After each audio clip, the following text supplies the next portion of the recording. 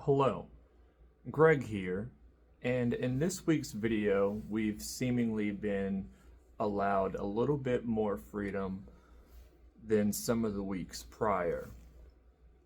So I wanted to discuss something that I'm passionate about and try to figure out a way that I can tie it into this video in a meaningful way, right? So, one of the things that takes up a lot of my time and something that I'm very passionate about is bodybuilding. And when I say bodybuilding, I don't just mean casually working out. I mean, actually getting on stage, actually competing, real judges, the whole 9 yards. So I wanted to try to tie that into this week's video and still try to meet the criteria for the requirements of the video, right? So what I've come up with is I wanted to touch on something that some of us may be familiar with and some of us may not be familiar with. And that's going to be a term known as ego lifting. Some of us may have seen this before and we may be familiar with it, and we've likely maybe done it ourselves, right? So if you notice, I have the shoulders pinned back behind me. The scapula is retracted. My shoulders are pinched. And this gives me a great eccentric and good concentric on the way down. So I'm getting that good stretch and I'm getting that good pull. Now what we want to avoid is an excessive arching of the lower back.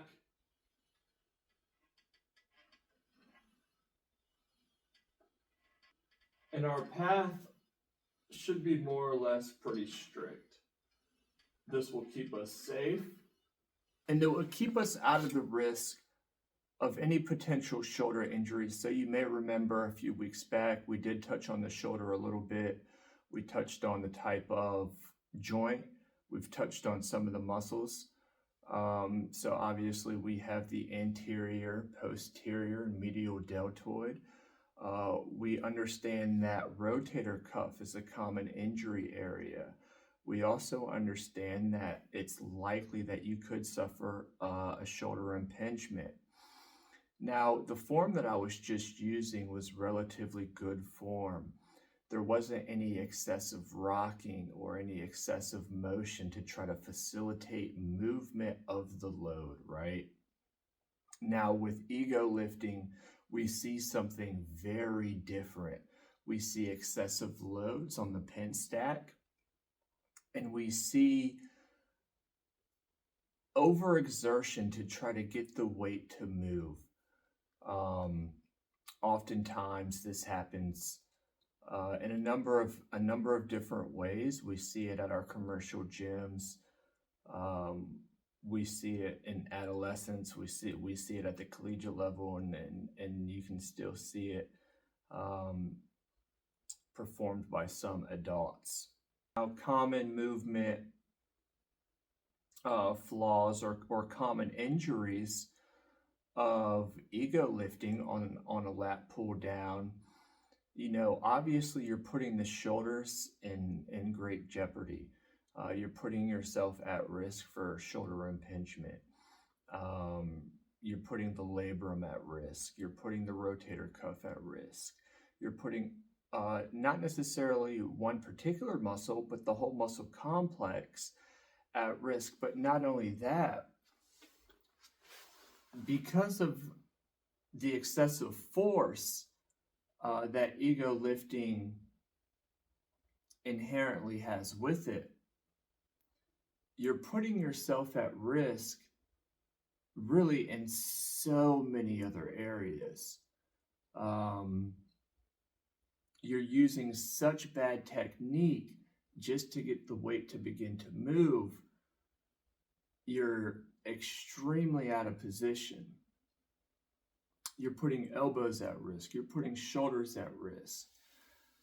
You're putting your back at risk. So as I perform the lat pull down, we know that the lats are working, the latissimus dorsi, but there's so many other muscle groups that we're still involving in the movement. We're working the delts, the deltoids. We're working the rhomboids. The pectoralis is coming into play. The forearms, the biceps brachii is coming into play.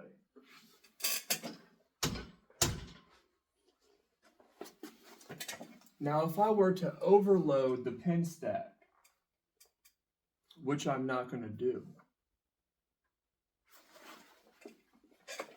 you can see where I've just increased so many more failure points attempting an ego lift.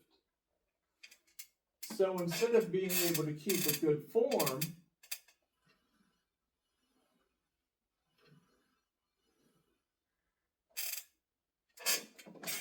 I'd be rocking just to get the weight to move. I'd lose stability. My shoulders would be pulled more into the frontal plane. My movements wouldn't be clean, they'd be more violent and uncontrollable.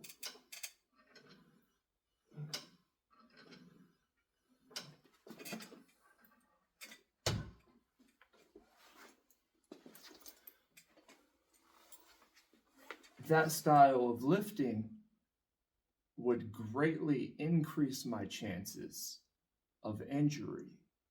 So some of the ways that we can maintain proper function, proper functionality, proper technique is to make sure that we develop good lifting habits, that we're not overly concerned with how much weight that we're trying to move. We're not trying to impress anybody around us. And I always say injury is too big of a setback, especially if you enjoy doing these types of things. If you enjoy the gym, if you enjoy working out, it's not worth it. It's not worth risking injury to look ridiculous when you lift weights that are really too heavy for you to handle. I've even caught myself ego lifting before and sustained an injury due to it. The exercise that I was performing was a standing lateral raise. These are 10-pound dumbbells, more than heavy enough.